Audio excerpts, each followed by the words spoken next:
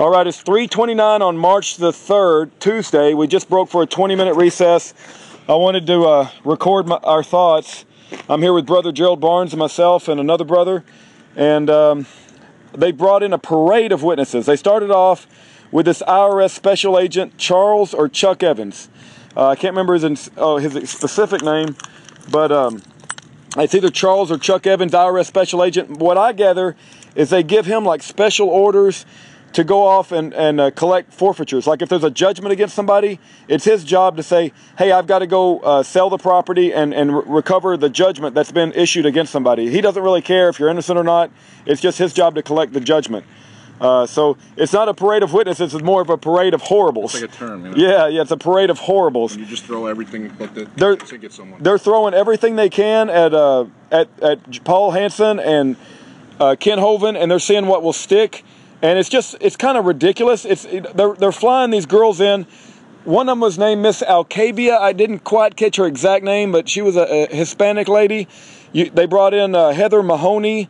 They brought in Miss Laura Davis and Miss High or Miss Hiles. I didn't quite catch it. Was it Miss High? Okay, and basically they put up these notary documents that they helped notarize, and they ask these very questions. It's just self-obvious, right? Like Miss Mahoney is that your signature? And she'll say, yes, ma'am. And they'll say, is that Paul Hansen's signature? Did he sign this document in front of you? And they'll say, yes, ma'am. And they'll say, okay, I don't have any more questions. It's like, what? It's like this lady was flown in from another state and you paid for her travel and her arrangements to say that this notarized document was notarized by her when it's a legal document. It's self-evident, right? And all of this was confirmed in a phone conversation over the phone. So why did you have to fly her in and testify? It's basically a parade of horribles to make it look like they have this mountain of evidence when they don't have anything. You know, it's just, I don't even think Paul Hansen would have even disputed that it was his signature. So, let me say, the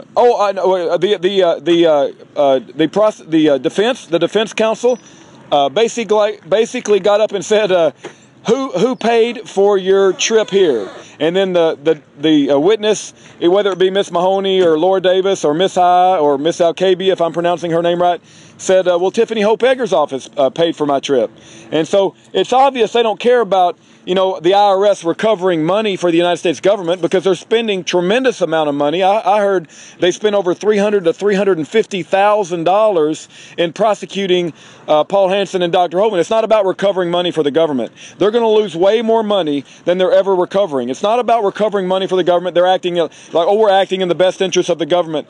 They're spending tons and tons of money. So I want to make sure that you guys understand that the prosecution is paying for all these witnesses to come from out of state just to basically say, yeah, I notarized that document. It's the most silliest, craziest thing I've ever heard of. They're snowballing because they don't have any real evidence, and they're just making all of this. Is that the best they got? Yeah, is that the best they got? It's just crazy. It's like a charade, a big farce. And what Dr. Hovind says when he was I think it was a 5th grade science teacher, if I'm not mistaken. He basically said when a student didn't have any good answers, they would just get up and just, what's the word? Just give a lot of hot air and just talk and not really say anything. And that's what we're seeing the prosecution do. And I guess that's all I got for now. We got to be back. They gave us a 20-minute recess, and I pretty much used that up. So we want to get back and not miss anything. But that's the update for mid-afternoon, and I'll give you an update.